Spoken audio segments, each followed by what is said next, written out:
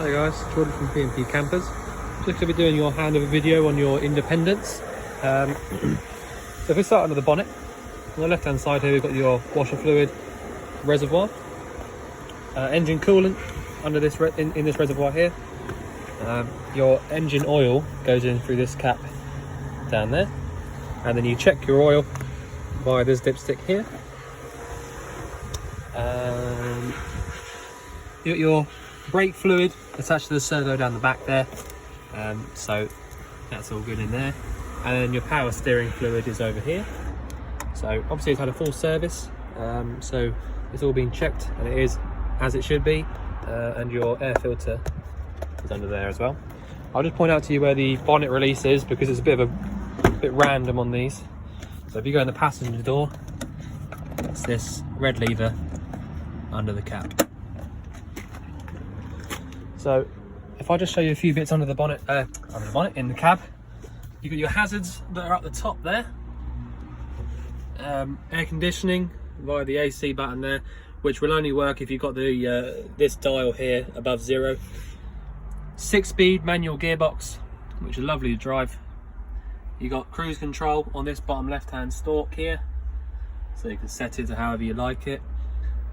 Indicators and lights are on the left hand stalk, and wipers and wiper blades are on the wiper fluid and wipers are on the right over there. And then you got your adjusting steering wheel column there via that lever. Your 2 electric windows and the electric adjusting mirrors are on the right hand side on where you're driving as well. But yeah, that's about it really. Right, so I'll close that up now and show you around the inside.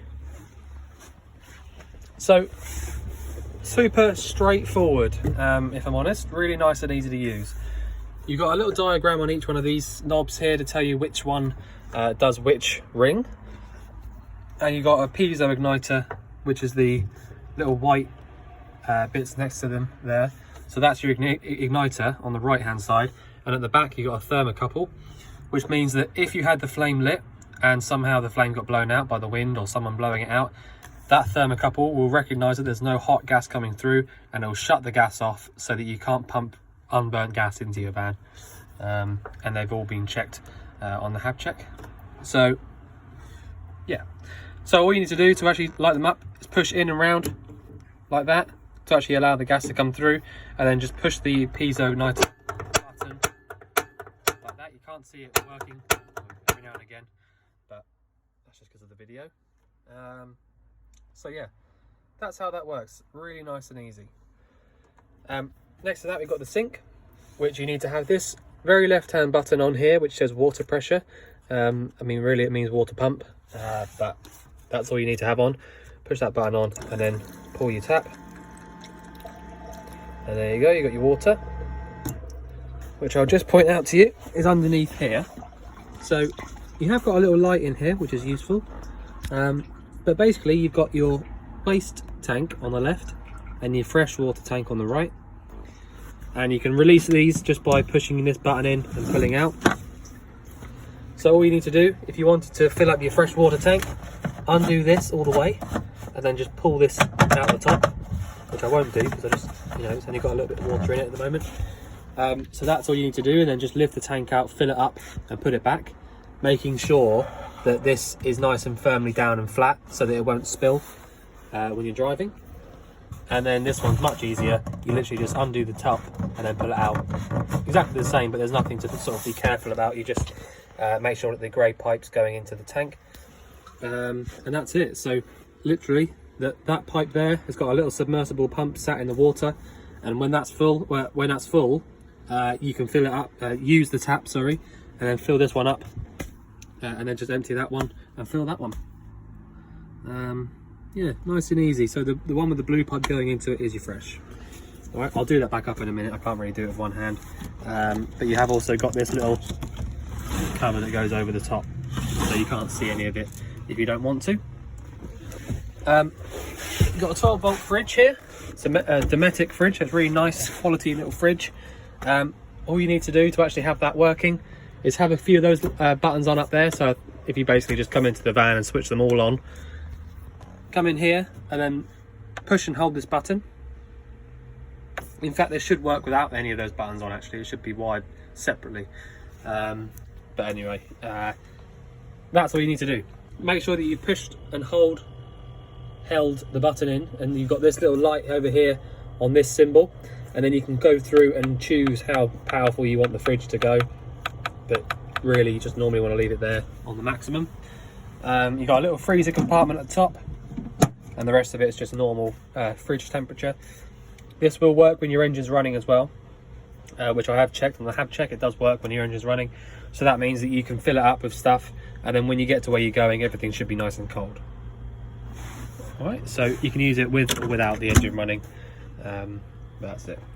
Your table is here, and that basically, you got these two little bits up here which push up like that, and these hooks, so there's one on each side. Now those hooks, one will go on this side, one will go on this side, and then the leg folds down and basically puts your table in front of your chairs here. So that's really nice and easy, and I will show you on the outside before the end of the video. If you open up this back door, you've also got another one of these outside further down, so that you could set that table up outside and have a couple of outdoor chairs on either side of it. So if I turn this fridge off now just by holding the button, and make sure the lights are gone out, and when you close it, lift up and in. That's it. So if I close this down now, I've left these few bits here for you to have a little look through. One's for the hob, one's for the well, you got a little carbon monoxide detector in the back.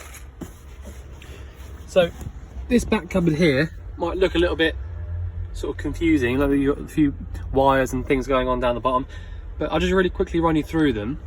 The thing at the bottom here, that's a split charge relay. So when your engine is running, that split charge relay there charges your leisure battery, which sits underneath that box there. All right, so as long as your engine's running, both your engine and your leisure battery are both being charged up for about 14.5 volts. So what that means is when you get to where you're going, both batteries will have plenty of charging. So it's just peace of mind if you want to use it for a long time. The left hand side blue and black module there is your charger, so that's for when you've got your hookup cable plugged into the van, which I'll show you how to do on the other side there at the back in a minute. And all you need to do when you plug the hookup cable in is make sure you've got that plug down there switched on like it is, and also push the button at the top and make sure that it comes up saying charging, otherwise it won't do anything. So when you put a hookup cable into it, make sure you've got that plug at the bottom on, and then you click the button at the top to make sure it's charging. And you will see that this voltage here, which is your leisure battery voltage, will start to go up. Sometimes it will go up quickly, sometimes it's slowly. It just depends what setting you got it on the charger. And then finally you got these RCD on the left and MCBs on the right. And it's so easy. All you need to do is basically flick it back up to this position.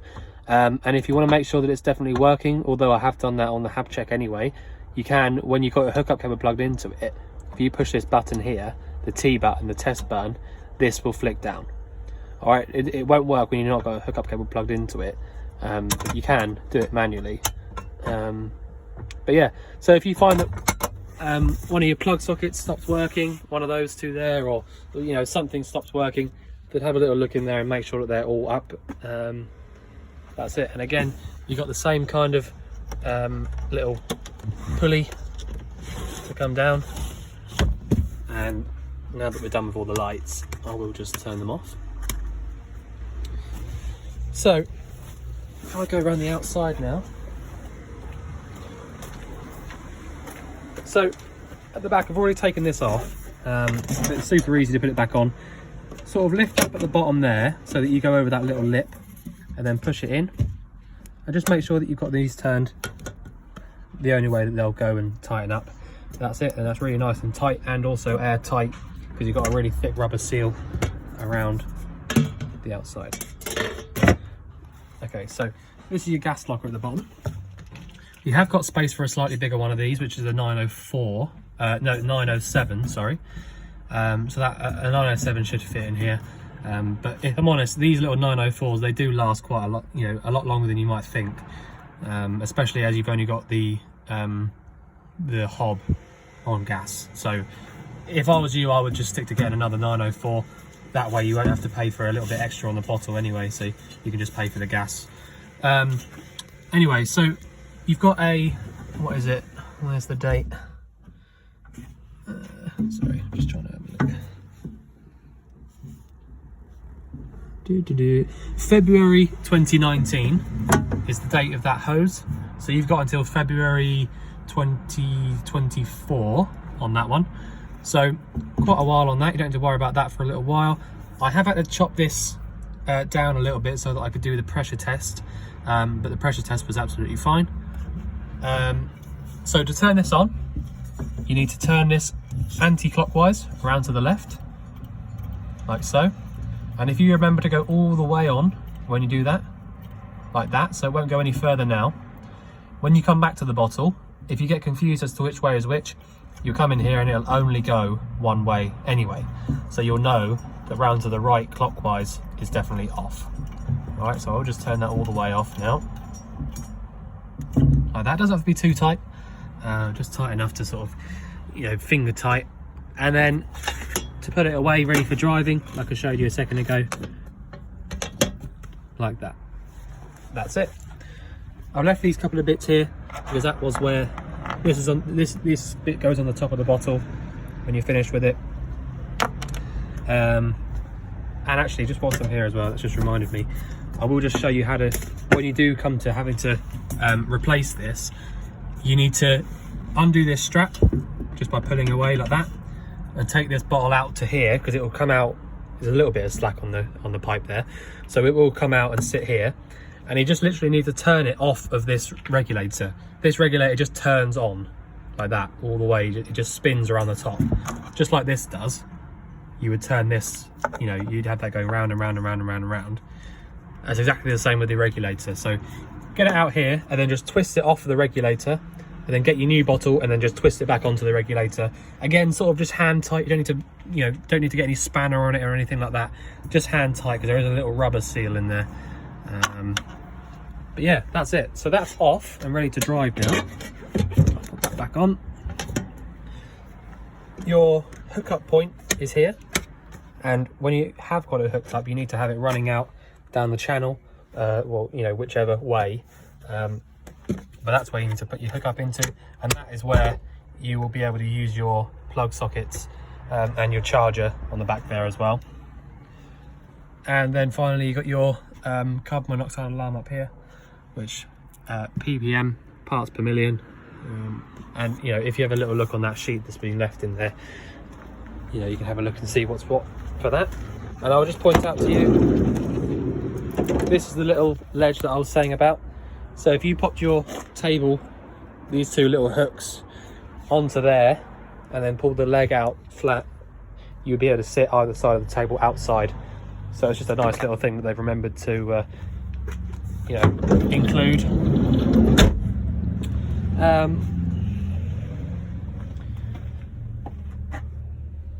Okay, I don't really think there's much else to show. Nice easy van to use, if I'm honest. Really nice quality, nothing too technical. Yeah, so as long as you, when you come into the van at the start, if you're going to use it, basically if you want all the lights on, just turn them all on like that. And if you want to use your pump, turn that on as well. Otherwise, you can leave them all off. It tells you exactly your voltage in your leisure battery. You've got a couple of USB points either side.